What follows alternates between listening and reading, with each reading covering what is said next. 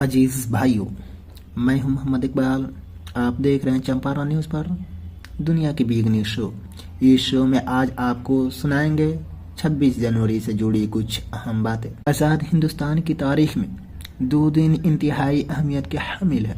एक 15 अगस्त जिसमें मुल्क अंग्रेजों के चुंगल से आज़ाद हुआ, दूसरा 26 जनवरी जिसमें मुल्क जमहूरी हुआ, यानी अपने मुल्क में अपने लोगों पर अपना कानून लागू और नाफिज हुआ। अपना कानून बनाने के लिए डॉक्टर भीमराव अंबेडकर की सदारत में 29 अगस्त 1947 ईस्वी को 7 रुकनी कमेटी की तश्कील दी गई थी, जिसको मुल्क का मौजूदा कानून मुरतब करने में 2 साल 11 माह और 18 दिन लगे। दस्तूर साज असम्बली के मुख्तलिफ इजलास में इस नए दस्तूर के हर शक पर खुली बहस हुई। फिर 26 नवंबर 1949 ईस्वी को उसे कबूल कर लिया गया और 24 जनवरी 1950 ईस्वी को एक मुख्तसर इजलास में तमाम अरकान ने नए दस्तूर पर दस्तखत कर दिया। अलबत्ता मौलाना हजरत मोहम्मद इस नए दस्तूर के ड्राफ्ट पर एक नोट लिखा। यह दस्तूर बरतानवी दस्तूर का ही अजरा और तौसी है, जिससे आज़ाद हिंदुस्तानियों और आज़ाद हिंद का मकसद पूरा नहीं होता। बहरहाल 26 जनवरी 1950 ईस्वी को सुबह 10:18 पर इस नए कानून को लागू और नाफिज करके पहला यौम जमहूरिया मनाया गया। इस तरह हर साल 26 जनवरी जश्न जमहूरियत के उन्वान से मनाया जाने लगा और 15 अगस्त 1947 की तरह यह तारीख भी मुल्क का कौमी और यादगारी दिन बन गई। ये तो 26 जनवरी की हुई बात। अब आइए ये समझें भीमराव अंबेडकर को संविधान सभा का प्रारूप समिति का अध्यक्ष क्यों नियुक्त। भारतीय संविधान सभा द्वारा 29 अगस्त 1947 ईस्वी को डॉक्टर भीमराव अंबेडकर को प्रारूप समिति का अध्यक्ष नियुक्त किया गया।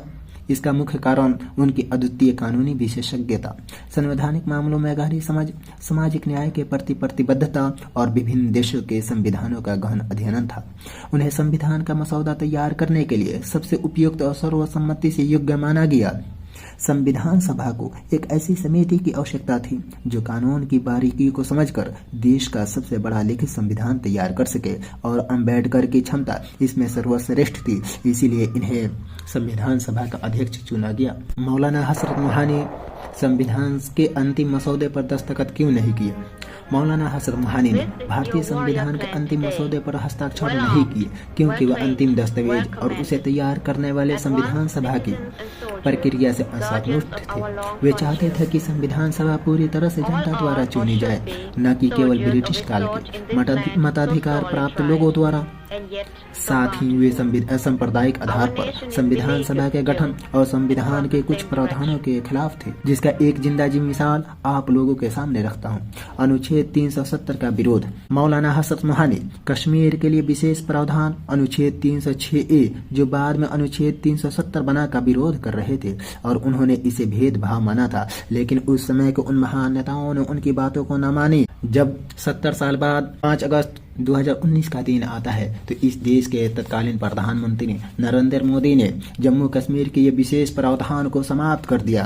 तब मुस्लिम विरोधी लोगों ने बड़ी खुशियां मनाई थी, लेकिन उनको ये मालूम ही न थी कि इसका विरोध करने वाला सबसे पहला इंसान मुस्लिम ही था। वह थे मौलाना हजरत मोहम्मद, जिन्होंने संविधान पर दस्तखत ही नहीं किया और एक नोट लिख दिया। यह दस्तूर बरतानवी दस्तूर का ही दस्तूर है, जिससे आजाद हिंदुस्तानी और आजाद हिंद का मकसद पूरा नहीं होता। संविधान लागू करने के लिए 26 जनवरी की तारीख का इंतखाब क्यों किया गया। यौम जमहूरिया के लिए 26 जनवरी की तारीख का इंतखाब इसलिए किया गया क्योंकि 26 जनवरी 1930 ईस्वी को इंडियन नेशनल कांग्रेस ने बरतानवी राज से मुकम्मल आज़ादी का ऐलान किया था। अगरचे आइन 26 नवंबर 1949 ईस्वी को तैयार हुआ, लेकिन तारीखी पुरने स्वराज की तहरीक 1930 का 1947 को जिंदा रखने के लिए 26 जनवरी 1950 ईस्वी को आइन नाफिज करके उस यौम जमहूरिया करार दिया गया। इसलिए 26 जनवरी को तारीख का इंतखाब किया गया।